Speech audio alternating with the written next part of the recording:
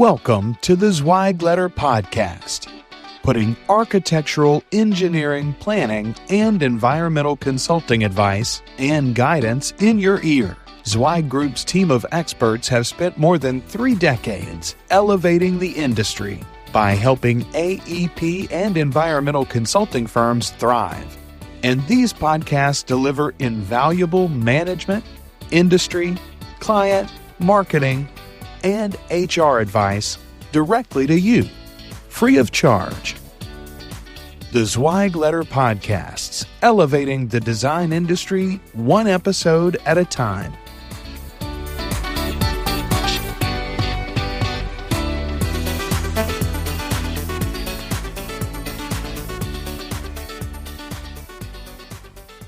A special thanks to School of PE. They've partnered with us this year for this Best Firms to Work For. They've helped us kind of enhance some of the Zweig insights processes that you all see. Those will keep happening, and just wanted to give them a quick shout out. So the bar has been lifted high this week. I'm confident you're going to enjoy hearing some of the highlights from our next group. And during our conversation today, we'll explore the evolving landscape of modern work environments, share some insights on maintaining a thriving culture, despite all the stuff that keeps us up at night, right? So prepare your questions. We'll have time for that at the end, and would love to take some difficult ones. I'll probably just pass those off to the panelists, though. So now for a couple quick intros. To my immediate left, we've got Joseph Campos. Joseph is the CEO and CIO at Campos Engineering. They were our number one best ranked firm to work for in the 49 to 50 or to 99 category.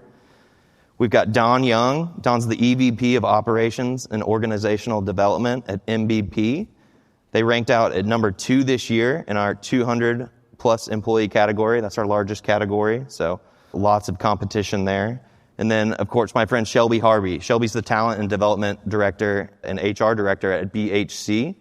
They fell at number 30 this year from our 100 to 99 employee category. That's actually our largest participating category, so competition is very stiff there. Shelby is also one of our Rising Stars winners. We'll celebrate that tonight, of course, at the gala. And we've been able to work together a few times now, whether it was through our Elevate Her cohort or another panel that we've done. So we've had practice.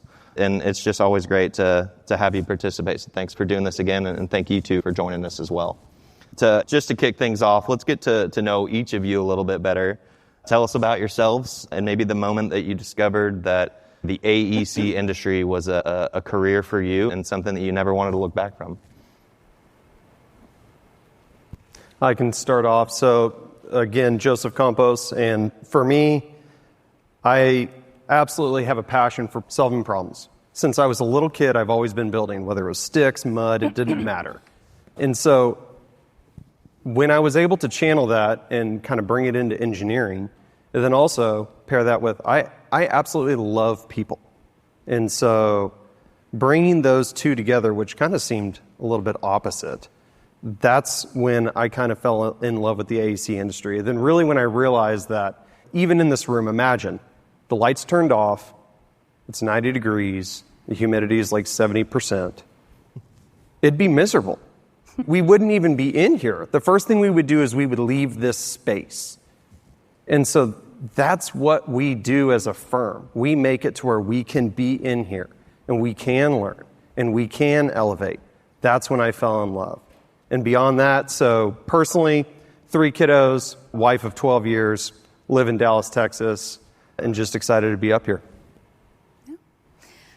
I started at BHC 8 years ago, and I'm not an engineer by trade, so I did not know what I was getting myself into. I started off as the office coordinator at our front desk because it was really hard to get an entry-level HR job. They all wanted you to have 2 to 5 years of experience, and I'm not sure where they thought you were supposed to get those, but it ended up being a very happy accident. I realized I was stuck in the AEC industry when I started going out and I started noticing puddles in parking lots. And working with civil engineers has just completely ruined me. I notice those types of things all the time. Really bad curbs, poorly designed drive-through lanes just really irk me now. So that's why I know I was stuck. When I knew I wanted to stay was actually when I heard the statistic from Jamie Claire Kaiser back in 2019 when she started Elevate Her. And it was that 100% of women principals in the AEC industry have seriously considered leaving the profession or that industry at some point in their career. And the first thought I had was, well, that really sucks, because I've met a lot of great women in this industry. And the second thought I had was, challenge accepted. So that's my role in HR, is to make sure that we keep women in and that we keep in people from diverse backgrounds. And I think we've heard a lot of good things about that during this panel so far and during the other panels previously. So excited to be here. All right. Well, good morning, everybody. My name's Don Young, and I'm the Executive Vice President for Operations and Organizational Development for MVP. And we're a construction management firm predominantly along the East Coast. We have about 350 team members, and so we work primarily with a lot of public agencies. So prior to me joining MVP 18 years ago, I've served as a U.S. Army officer, as an engineer officer, and helping out with several times with the Army Corps of Engineer projects and those kind of things throughout my career, as well as some deployments that were in there, but we won't talk about them. But I think that when I flash back to when did I think that working in the AEC industry was for me, was in high school and summers in college. I worked for a surveying crew, and I wasn't at the elevated position of running the transit or even note keeping. I was the guy at the dumb end of the tape, and I was the guy driving hubs in red clay for blue top grade. And so that made me very motivated. I'm going to finish my civil engineering degree and get out and become an engineer. So that kind of was where my moment was with that piece on it. So I think that there's a lot of similar stories that I'm sure that are out there about when you found out about it. And I think that's what's so great about the AEC industry, is that you don't have to have a degree in engineering or architecture to be very successful in the industry. And I know a lot of professional organizations are promoting the non-traditional education part to really help out with filling some of the critical gaps that we have in our labor pool that we badly need. So that's kind of my story from there. But anyway. Well, I've got a non-traditional path in, just like Shelby. I had a fine career before. I was happy with what I'm doing, but I have an older brother who's a senior designer. He's got a great career in the AEC, and he always told me along the way, once I got into work, I didn't realize that I was not going to just be working with architects or just be working with engineers. There are all these other functions at these firms where guys like you with a dime a dozen business degree, as Mark said, can get in there and make an impact, and actually at a pretty high level. So I took that to note. I also knew this guy named Mark Zweig who would drive up and down one of the main strips of Fayetteville, Arkansas, where we're from, and his mullet waving in the air. And I just kind of always wondered, what does that guy do? And so I put a little research in, kind of made a connection or two, and realized, okay, this could be a really fun and engaging career to go in and work with this industry. Of course, you would never want me to design anything or put any input there, but the people and the processes and the things that we can take away from an education like I had were very applicable. So that was fun to see. So it was an easy decision once I was able to get in, that I was going to do whatever I could to stay, impact our firm internally, wear whatever hat I had to, and then just engage and work with clients in any way I could too. So the industry is very inviting. I think once you get in there and understand some of these businesses, and I'm just proud that all of us in Zweig Group can help educate some of the world about it. So let's talk about why we're here. You guys are Best Firms to Work For award winners. We're proud of that award. It's one of the only ones that focuses just on the AEC industry. Of course, you've got your local and regional type awards like this, but we really try to elevate that process. So just diving right into it, when your firm earns that spot, when we have the announcement day and you either get the phone call early or you get that email that says you've been placed, your data is now available. What are some of the first things that you do that you want to turn into the game changers with some of the data that you pull out from the Best Firms Award? Shelby? Yeah, I can kick it off. So we've participated for the past 6 years.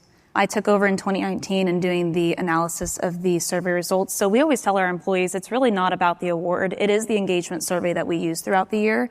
What we like about it is that it compares us to firms of similar size, and we are able to see where we stack up not just year over year for ourselves, but also with the industry. So we can track those trends and really hone in on those focus areas. Comes out in summer, and then by the time we come around to strategic planning time, we have done a full analysis of the survey results that we've gotten, comparing year over year. We can really identify those pain points so that we can bring those into those strategic planning discussions early and make sure that we are having those in mind as we're determining what our next couple of years are looking like. What do we really want to hone in and focus on? And I think what has made it meaningful is we've done a lot better job over the past couple of years communicating that to employees, because I think we've all experienced survey fatigue from our people and really struggling to get them to respond to those. And it's a hefty survey, but for good reason, because you get a lot of good data out of it.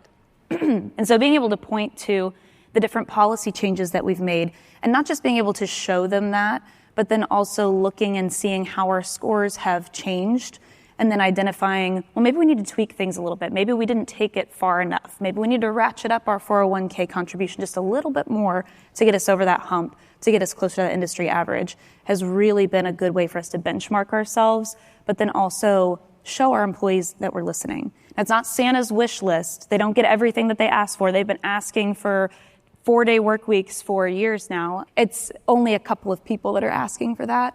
But we're able to talk to them then about the why that's not what we're focusing on right now and why we are choosing to focus on the things that we do. So it's gone over well, and we're getting to a point now where we've implemented so many of those things that we're getting to reassess and refine, which I think has been really great for us in our strategic planning. Nice. Joseph, I know this is the first year you all participated, so just came out, shot for the stars. It is. You went way past the moon and hit the mark. So, yes. Yeah, talk us through it. I would say the first thing is we take a page from Kit's book as we party. Nice. That's the first thing. And for us, it's exciting because we have done internal surveys that look very similar to what we got from the Zweig Group. And it was a reinforcement from an external source that what we see and feel every day is validated through that survey. So there's kind of a point to where if we were shocked by being best place or best firms to work for, I think that kind of distance would create kind of confusion. But when it came through, it tracked. It made sense. And I think that's the part to where nobody was really surprised. It was an opportunity to celebrate, and it was an opportunity to party, because it's nice to have that. The equivalent of the house's nicest yard sign shows up in the front. It's cool to be able to have that, and it's great for recruitment as well, to be able to communicate that to younger people that want to see something like that. But ultimately for us, it was reinforcing and reiterating what we see every day, and that was important to us. I mean, like I said, to come out and have that first year experience, you guys have set that bar high, so I hope the party can expand in the future, and it can be a regular thing. I'd love to. Lots of people out here looking who might have thought, hey, we might have number one this year, and then you guys came out. I was happy. After getting to know you in Texas a few years ago, it just makes sense. I appreciate that. Well, it's woven throughout our culture. It is just who we are. Don? So each year when the survey comes out, it's a big deal. And so we really look forward to it every year. And so we never take it for granted. So we're always constantly doing improvements to continue to have a good culture from that. But in particular, when the announcements come out, it's an immediate social media release as well as other information out, not only internal but external to the team, and so that they can really feel that they're part of the celebration as well as the culture that we have. And we really try to always tie back the results from the survey to our base 6 values that we have as a company. And so every simple things like every time we give an award to someone, there is one of our 6 values that's tied in with the citation that goes with it. And so I just think that it's a big part of it. We try to, as Shelby had talked about, limiting the number of surveys because you get fatigued. We do an annual benefits survey within our company to get direct feedback about that. And so we try to keep it apart from when the Zweig survey comes out. But it ties, a lot of the same feedback comes back into that. And of course, one of my favorite stories about the benefits survey that we get that feeds into the culture was we had a couple of people that made a suggestion. Well, my spouse, their firm has pet insurance. And so we went, pet insurance, well, it turns out we got a lot of pet lovers in our company, and so we ended up finding a group in carrier, and we offer pet insurance now that you can have as part of our benefits package. So there's a lot of neat things, and that's just kind of a simple illustration of it. There are other things that directly tie into professional development as well as retention, and so it's an important part, but the bottom line is we're a big believer in the Zweig survey, and we're always happy to compete. And so when I joined 18 years ago, the company was right at about 105 team members, and now we're sitting at 350. So that's progress. That's very focused effort about how we strategically grow as a firm. So, I mean, if you put yourself in the employee's shoes, this really has to be a give and take process. I think you'd be lying if I asked everybody to raise your hand who's ever had survey fatigue before, right? You show up every other week, there's something that you need to fill out and give some feedback for. And if you're not seeing actionable changes come out of those responses or that feedback you're giving, you're going to be less oriented to want to do that in the future. So the fact that you guys weave that into your strategy, you react, you celebrate, I truly believe that's the difference maker in getting good responses. We have a threshold level that you have to hit to qualify for the award, and a lot of that is, hey, what percentage of your employees finish this survey? So employees are less likely to finish that activity if they don't think it's going to result in something. And you guys are a really good example of getting that back down to them and making it that give and take process. And one of the things you mentioned, I think it was you when we first talked, was that the question at the end, if you could ask leadership one thing. Yes. I love that you all did that. We incorporated it some, but not to the degree that you all did. Yeah. So what Shelby's referring to is that the question out of the Zweig survey, we probably get somewhere about 60 to 70 different questions that come out. And so for last year and this year, we have made an effort to answer them publicly. And so the CEO, as well as other executive leaders, take turns addressing those, and we do them in written form, in updates. We also do them in our quarterly town hall meetings, where we'll pick some of the more common questions, because if one person asks, there's probably many others that are very interested in that. So that is, thanks for the reminder on that one. That was because of dealing with the Zweig survey. I mean, it's kind of a neat thing that we do with that aspect. I thought it was great. We had some of our leaders so we printed out in a memo. And we let employees know that our leadership team are going to read through every single one of those questions, even the hard ones. And we've done a program called Luncheon Leaders, where we have our leadership team just have a very, very casual, we provide lunch for employees, and they just kind of talk about their leadership experience and how they got to where they are. And what I thought was interesting is a lot of our leaders, without my direction or from anyone, tackled some of those really tough questions on their own. And it really went over well with people. And so like you said, Chad, it's not even just the tangibles of like a policy change. A lot of it is just letting people know that you are seriously considering it, and just taking a step out of your office and having that conversation openly with people, I think really goes a long way. Yeah, just simple communications. One thing, we work largely remotely. We've got employees all over the U.S. It's tough to connect. I go to our Teams page or our roster and our HRS system usually about once a week, a couple of times a week, and I just try to say, who have I talked to in a while? And I just want to get some type of feedback out of them and see how they're doing, all of that. But usually those things pile up, and we can take those to strategy. So sometimes we do this award process for ourselves. We'll take the same survey internally, but we also just try to make it an engaging part of our day-to-day communication with our employees of what could we be doing better. We don't always, maybe even more times than not, accomplish some of these things, especially in a timely manner. But having the conversations, really, it takes it a long way.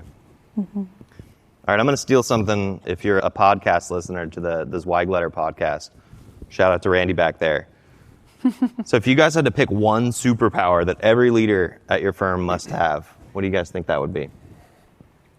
So I can lead off on that. For me, it would be attitude or mindset. Pick which way you want to take that flavor. The reason why is, from a technical perspective, and I kind of like picture yourself at a career fair. So I'm talking to a student here who's trying to figure out whether they want to join our firm. And I'm trying to figure out the same thing. Like, this is dating, right? And so it's quick. You can figure out these are smart people. for the most part, these are very smart people. So it's like, check. The technical side, we can teach that. That's going to come with time. But what's your mindset? If everything is always a problem and everything is always something to where you're backed into a corner and it's hard for you to work your way out of, it's going to be really tough for us to work with that and to grow that. Whereas if you're someone, I'm not trying to say that there's not going to be challenges, though there will be. But your attitude and your mindset towards how you're going to approach that challenge of, I don't actually know, but I'm going to do a little bit of research. I'm going to try and do this. I'm going to try and put a couple steps together, and then I'm going to see if you can help supercharge that with some momentum with that technical expertise. That, in my opinion, is something to where it's like, now we can work with that. If any of y'all have ever come across someone who, even in a hard time, has said, acknowledges, this is a really tough situation, but we're going to figure it out. Or, I want to be a part of the solution. What can I do to help? That, in my mind, let's go together. We will do a lot of things. That's who I want as a part of our team, because in my mind, you get 4 or 5 of those people together, try and stop us. You can't. It's mindset. No, I'd agree. The mental toughness, fortitude, stick-to-itness, whatever you want to call it. Right. It's one of the best aspects that you can find in anyone, because we're all smart. I'll say that. Even when I sit around some of the most intelligent people I've ever met in this room, there's the ability to learn, and that's a big part of this industry. So once that is instilled, it really is about getting to the next level mentally. And it's fun to watch when that happens. Like you said, getting those teams together, it's inspiring. Agreed. And it is something that can be grown. At a certain point, you can kind of see that potential and you can say, follow me, let's team up, let's do this together. And then before you know it, they're doing that exact same thing. And in my opinion, that's a market success. Nice. I love that. If I had to pick a superpower, notice how all the superpowers we're going to pick are definitely going to be more on the emotional intelligence side and not like you have to be a whiz at CAD. So just keep that in mind when you guys are doing your recruiting. The superpower I think I would pick would be humility. And I say that because humility is that first step in being vulnerable with people. And if you aren't vulnerable with others and you aren't holding yourself accountable to other people, then you can't be expected to hold them accountable. Vulnerability and humility is the first step towards building trust. Our leadership team has a saying, check your ego at the door. And that is something that I have always loved, especially coming in at a director role, probably a lot earlier than I expected to in my career. And after having a lot of these people worked with me when I was just the office coordinator that was cleaning up the conference table after they finished their meeting.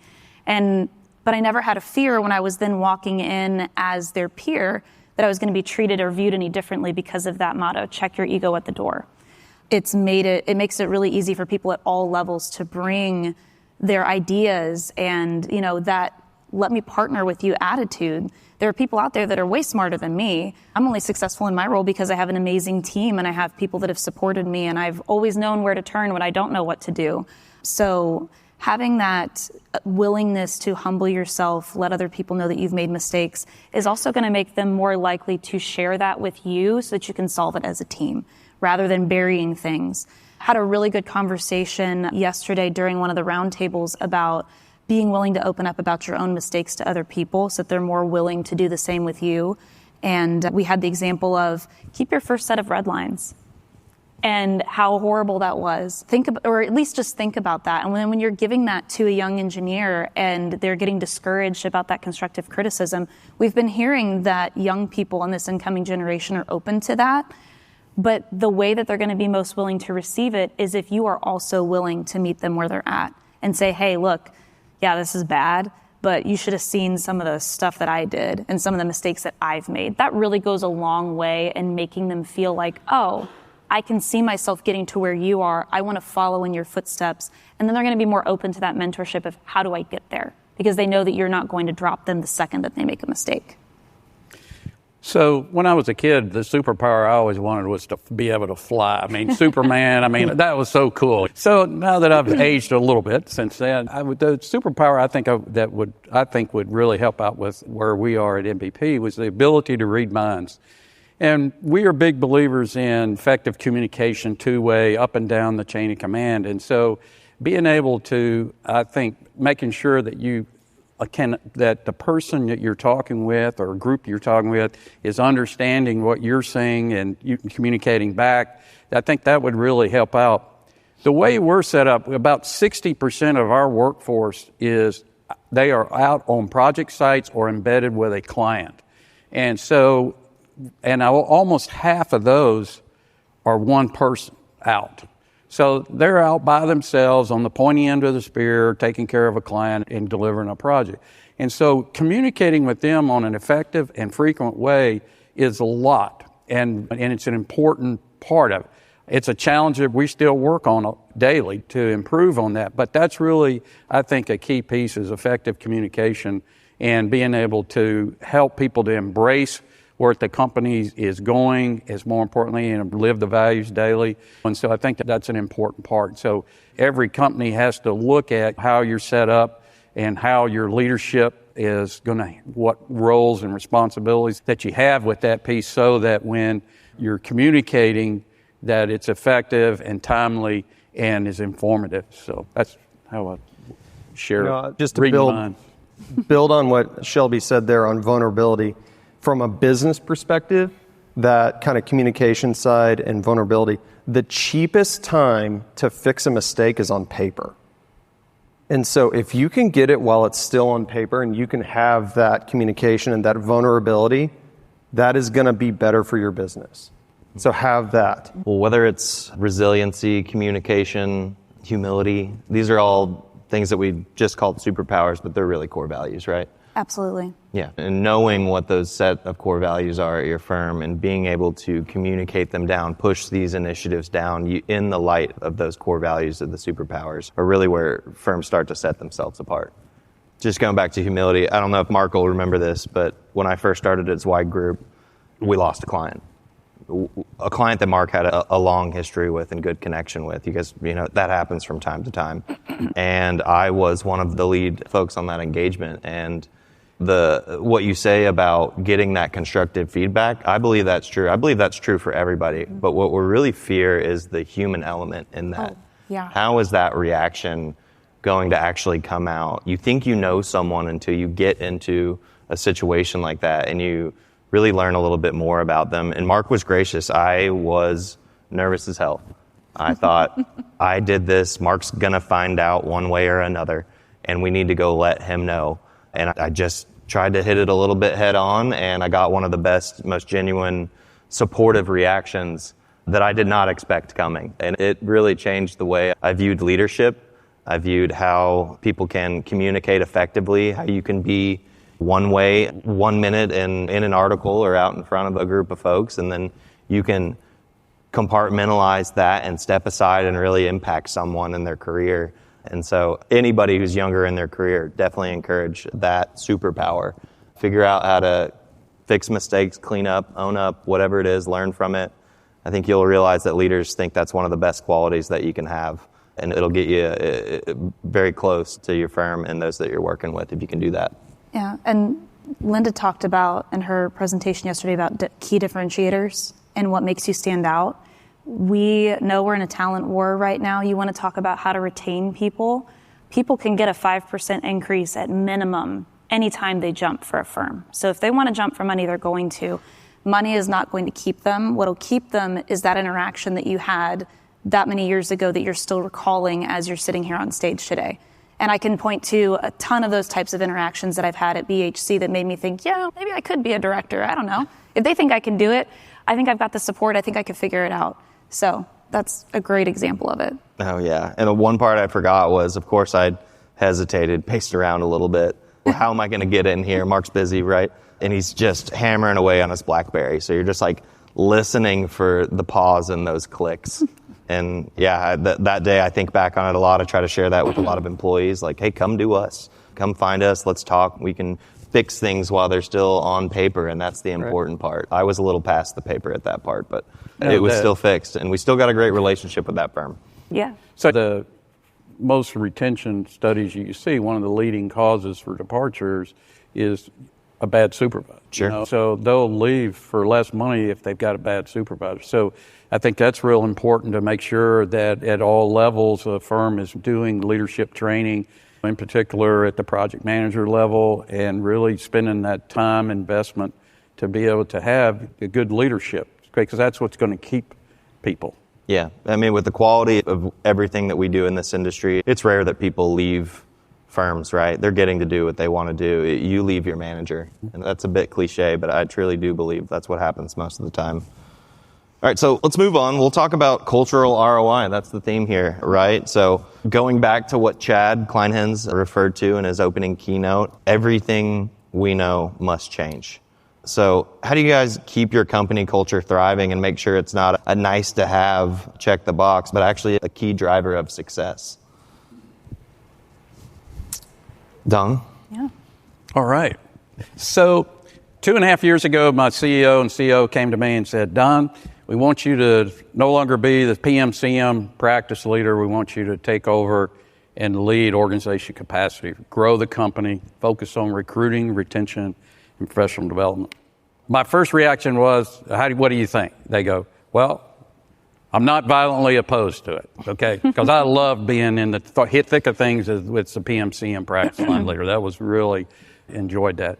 So this was a new role for the company. The CEO had really focused in that we're going to invest in growth, and we're going to have a senior executive leader in charge of it. And so formed different work committees across the corporate staff as well as with our area management team. And so I think that sitting back now 2.5 years later from the press, one, I really like what I'm doing. So real kudos to my CEO for changing the light bulb in my head on that. But then the second piece of it is that investing in that, we're really looking at net gain. And so what were the components of net gain? And I think this is the key parts where we broke that down. And on a quarterly basis, we're working through and looking at the metric trends that come out of that. For instance, simple thing like this. We know that it takes somewhere between 9 to 10 applications for us to get to the point of submitting or giving a job offer. So you can plan your flow within the recruiting process to be able to look at that. Retention, we do a quarterly analysis of why people left. We're doing exit interviews, but the more important one that we're doing is stay interviews. And so we're actually talking to people at least once a year, what's important about what the company is and what would it take for someone to lure you away. And so people are just very upfront, and so we can pull trends from that and be able to revise policies or take further action on some of the ideas that come out of that piece. The other key thing that with net gain that we have out of that is professional development.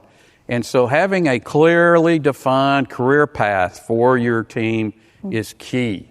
I mean, we had one of the speakers just in one of the breakout sessions talking about that yesterday, and I just can't overemphasize how important that is so they can see where they are now in your company, but how to get to whatever their personal career goal is within the company on how to do that. And having good, candid feedback that helps them to be able to work that piece. The other thing that we looked at is that we always said, hey, get your license, get these certifications. Okay, but it was kind of like this hand wave kind of motion and all that. Then what we started doing 2 years ago was to say, we need this many CCM, certified construction managers. We need this many certified commissioning professionals. We need this many P. And so we really tied it to the contracts that we have currently, as well as the business development pipeline of backlog and the pursuits that we were going after. And so by doing that, now you're tied in with the mission of where you're trying to go for growth, but at the same time, you're getting a twofer out of it because, hey, I really want to get my PE, and so what do I need to finish up to be able to get that and those kind of things. So I just throw that out to you from that perspective that, and then, what's the training that you're doing? Why are you doing that training? Who's participating? Those are all things that you look at in the analysis that we're doing to be able to strengthen people's body of knowledge and skill sets.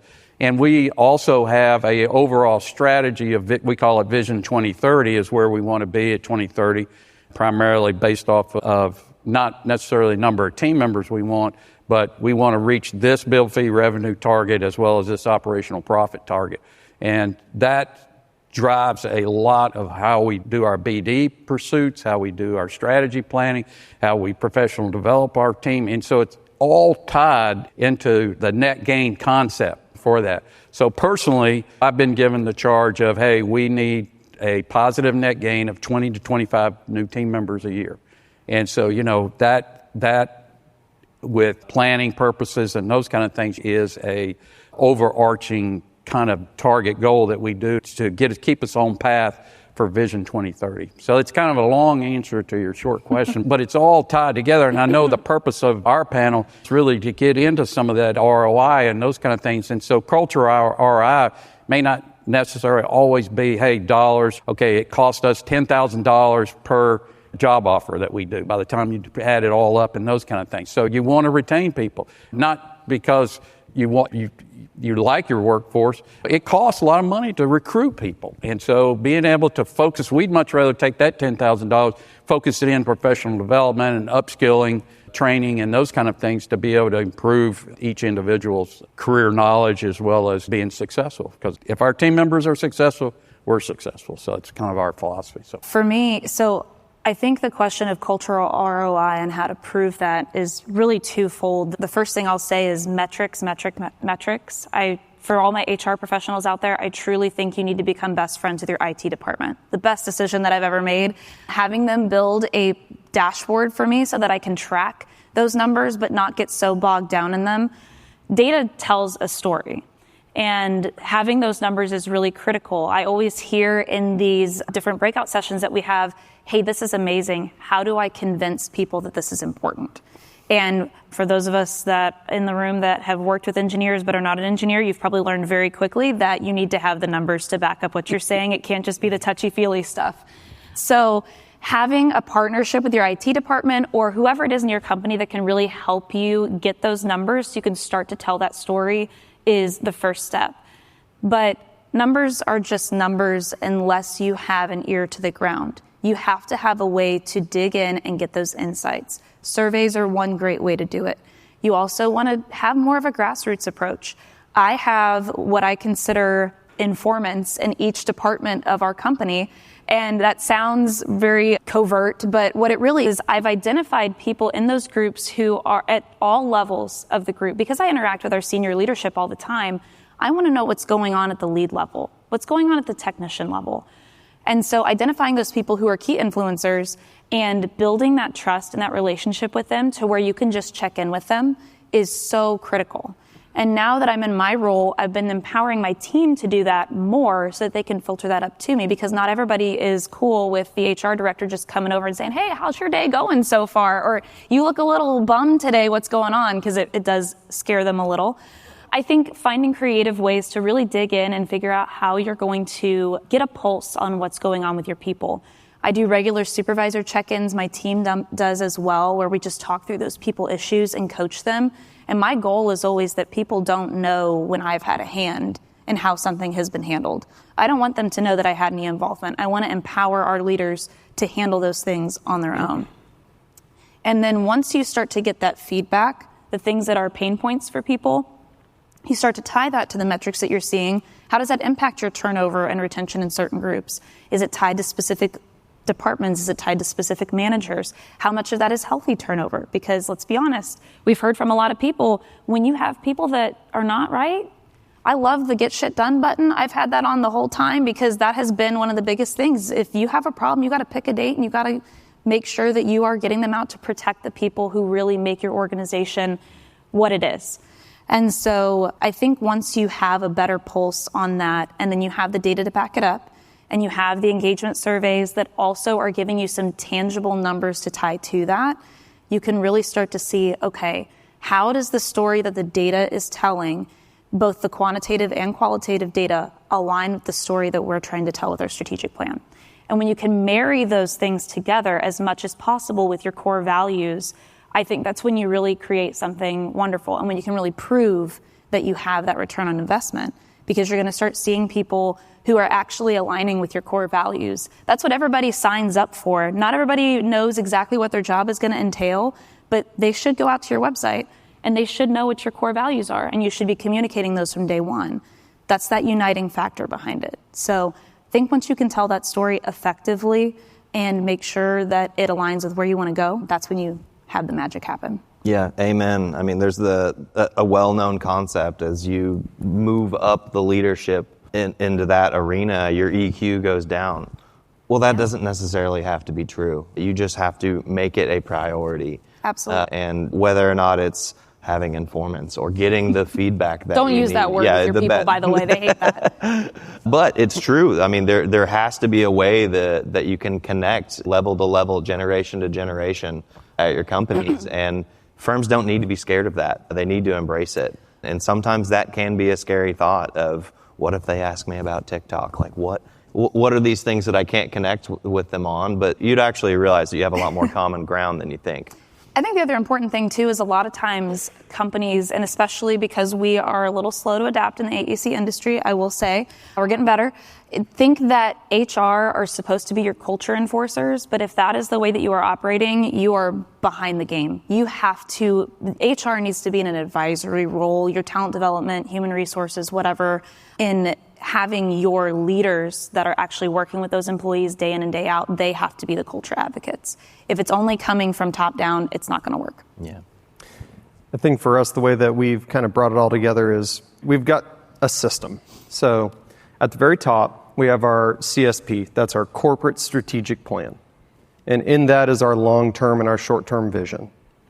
Right below that, we have our operational plans. And then right below that, we have what we call our WWPAs, which stands for Win Performance Agreement. We have one with every single person on our team. So what is that? The whole idea is we want to find out how the company can win, because that's important. We're running a business here. But also how the team member can win. And that's an agreement between the two of us.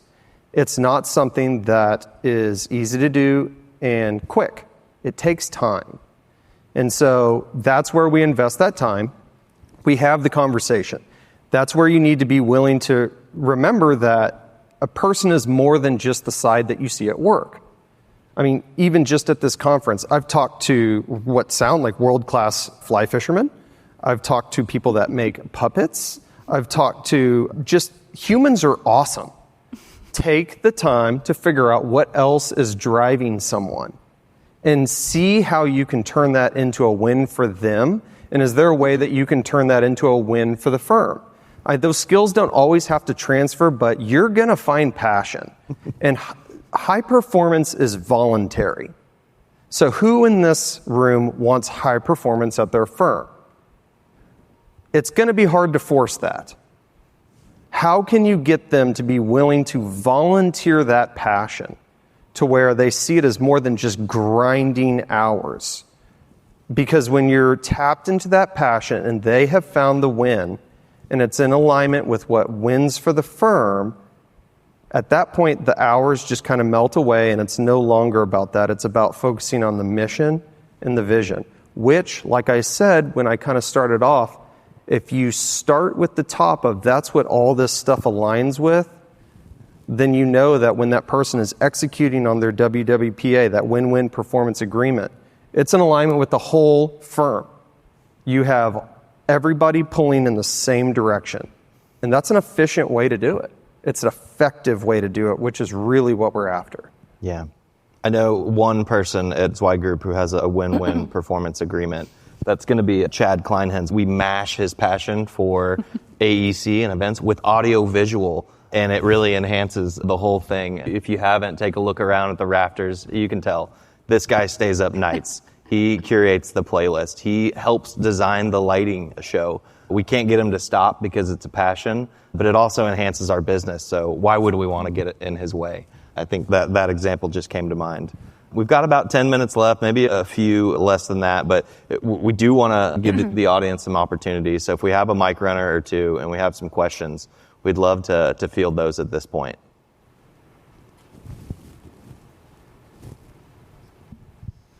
Thank you. Chris here from EHS Support. I manage the Australian entity of our business and report back up to the LLC. So coming here, listening back, maintaining company culture is quite important because Australia culture is a little bit different to over here.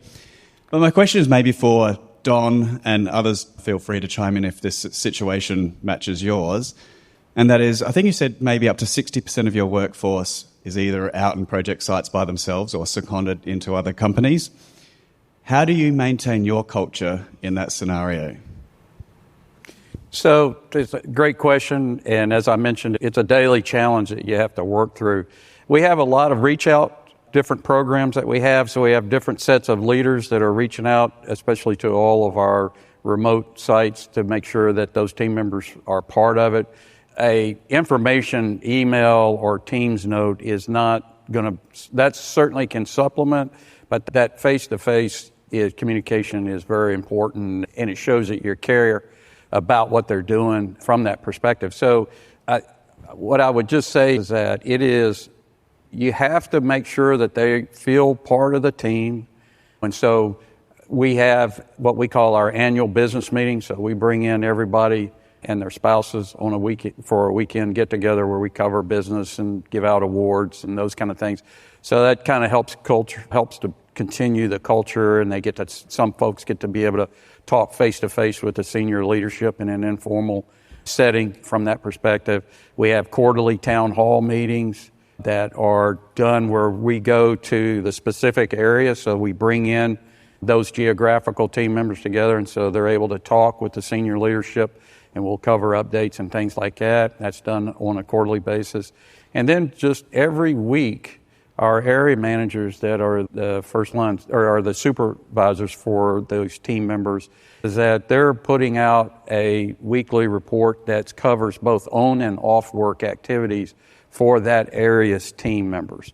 And so it's a lot of fun from it, but also there's some good updates technically that come out of it and that kind of thing. So there's an unlimited number of things I think you can do, but it's got to be very effective communication and frequent communication. So I hope that helps answer your question. You guys have anything? Not going to follow that act. Well, that's a great answer. Thank you. All right, any more questions? Come on, I know you guys got some. Well, I'll throw something out there then. We still got a few minutes, and it's our stage. One of the topics that we talked about as we prepared for this was the flexible versus work versus in-office remote work. Where are you guys at on that journey? Just a quick minute or two on that. So I can lead off. So on that, when we went through that whole period, we did our best to stay in office. That is probably one of the cornerstones of our culture, has been able to be together. And so we do have flexibility, because I think part of the culture is understanding that there is life, like I talked about. I mean, there's another side to this person, and you just can't ignore that, not in our opinion. And so being able to, for example, I should have been at Texas Tech yesterday. I made a mistake. I double booked with this event. And so for recruiting from the school. And so basically we had a team that went in my place, and it's like 1 to 3 years is their tenure, but they killed it. We kind of did a little practice beforehand, and when like the way that they're selling the company, that in my opinion, I'm like, okay, this is good, because their ability to communicate our culture for being at the firm for that little amount of time, I'm like, okay, this is a very good situation. So that's an example of, I mean, that's hard to get, I think, when we're separate. Our ability to be together makes a big difference. We come into the firm, so for like Christmas, we all party together. We come in, it's an important deal. For Halloween, we dress up. I think I'm going to be Bluey this year. Like, it's a big deal. You got to do stuff like that. And for us, doing that in person is a big deal. It's important. Well, thanks for missing the kegger at Texas Tech for this. I know, right? Where we're at with it is that I've got a draft of a updated policy sitting in my OneNote right now. So we're in the middle of trying to figure that out. One of the things that COVID, I think, did was it pushed our industry to really explore what flexibility could look like. And I remember when the conversation has shifted a lot over time. At the beginning, it was, are people capable of doing their jobs remotely? And employees were a resounding yes. And A lot of times leaders or senior management are resounding no. There's no way we're going to be as productive or you're going to be able to do the same quality of work. I think we have to realize that we can put the Mythbusters stamp on that one, that people can be productive at home. In fact, some people are more productive at home. People can do really good work from home. The problem is that when you have a culture that is hybrid, like where we're at now, I think you heard Mike, those of you that were here yesterday, heard Mike mention that we allow people to work up to 3 days a week remotely, depending on their team. The HR team, my group specifically, has 1 day that they can work remotely, and they never use it, very rarely. So it's a little bit dependent on the group and the job type. But what we're learning is that people can do their jobs, but when you aren't in the office and you're not as visible, it is so hard to get that mentorship.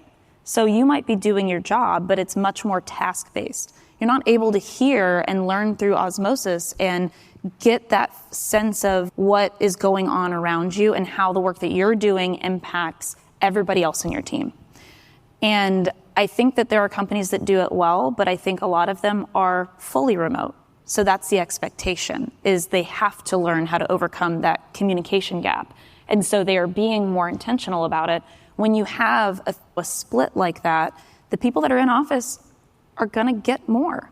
And it's really hard to overcome that. And so I think the conversation has to shift as we understand you're capable of doing your job from home. And I think that's where flexibility comes in. BHC has always been very flexible. COVID allowed us to really explore that technology to make people more effective at being flexible. So if you wake up and your dishwasher's overflowed and you're perfectly capable, you've got your laptop with you, sure. Stay at home while the repairman comes. But that's not the expectation. We want you in the office more. We used to have the best Halloween get-togethers. The HR team, we came in last year, we decorated part of the office too, and we do a competition, we do a chili and soup cook-off. It's a great time. We dressed up as characters from Mario Kart. It put Rainbow Road in the office. It was a great morale builder. It was a great team builder for us that cost very little. Right. And the whole company got to engage and enjoy it. So yeah, I think we need to reframe the conversation to, if you're wanting to move certain places in your career, when you're looking at those career paths and you're looking at what's the next step that I want to take, in order to elevate yourself and really become proficient in those different competencies, you're going to have to be present. And that doesn't mean that you can't have the flexibility to work from home if you're not feeling well, or if you've got a sick kid, or you've got to take your dog to use your new pet insurance that you've got to go to the vet. Those things can still happen, but the expectation should be that if you can be in the office, we want you to want to be. Great comment yesterday was butts and seats matters less than head in the game. And I think it's easier to have your head in the game when you're there where the team is practicing. Yeah. And for that type of policy, just real quick, we do so many things where the basic scientific process, you come up with this idea or this concept, you test it, you measure it, you go back, you change it. That's really what we've mostly been doing for the last few years. And your employees can see that. And even if you don't get it right, the fact that you're trying to move towards something that is a common ground or a good solution is a really important part. And if you're doing that process enough where you're testing, trying, adjusting things, go talk to CTA. Maybe you'll even get a tax credit out of it. That really concludes our time. I know we've got a short break coming up, so I'll just say thank you to our esteemed panelists. If we can have a nice round of applause for them real quick.